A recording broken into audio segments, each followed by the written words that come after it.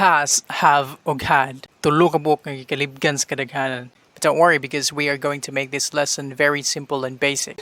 Okay. Kumusta din mo tanan? My name is Nay.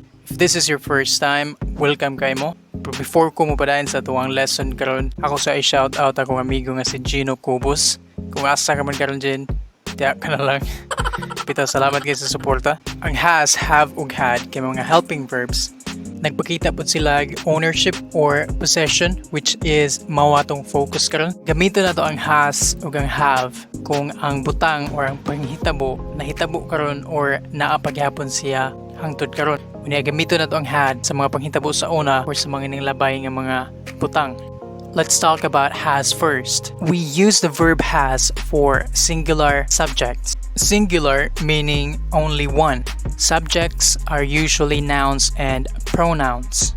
Let's use some nouns and pronouns as examples. We have Jared, Mary, and dog as nouns, and we have he, she, and it.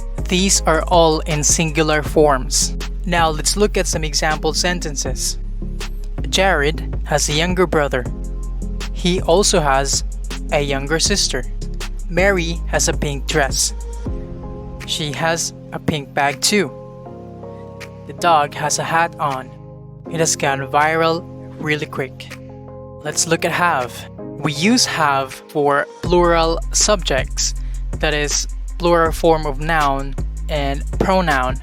We understand singular means one and plural means two or more. But ang I ug you ato sila gamitan og have bisan tuod og dili sila plural, usa ra gid ang I.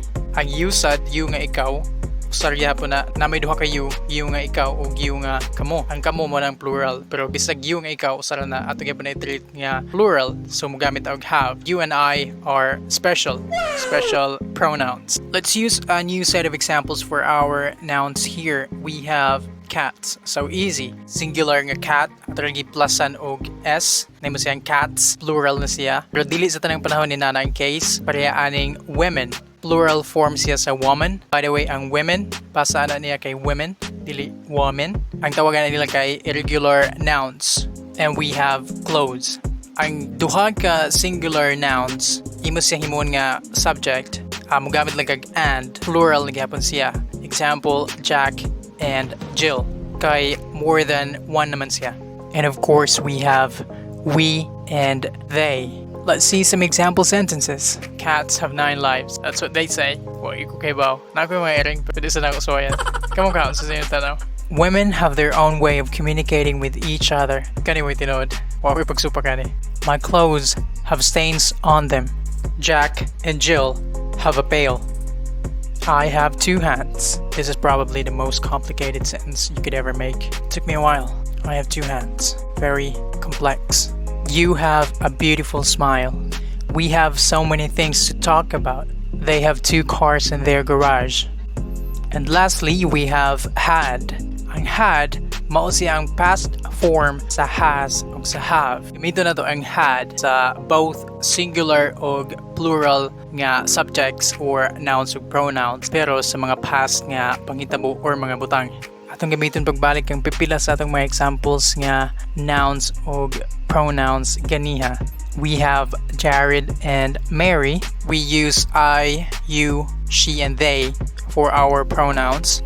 And again, let's look at some example sentences. Jared had a girlfriend. Nasa girlfriend sa una, karon wala siya girlfriend. Mary had a little lamb. Ang lamb din hindi basahon ng B. Karon wala na yung little lamb si Mary. I had a bad day. Naghisgod ko sa specific nga adlaw nga bati sa niaging panahon.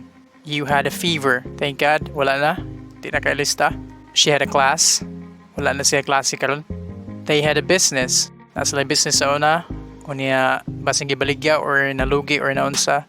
Niya wala na karon. Atong review, ang has gamiton sa singular subjects, pronouns o nouns. O niya nagisgot siya sa present. Ang have kay gamiton sa plural or one or more subjects, nouns ug pronouns. O niya nagisgot siya sa present. O niya ang had kay both singular o plural subjects pero naghisgot siya sa past. Ug diyan naman natong simple nga lesson karon. I hope nakatabang. You have a good day. Peace.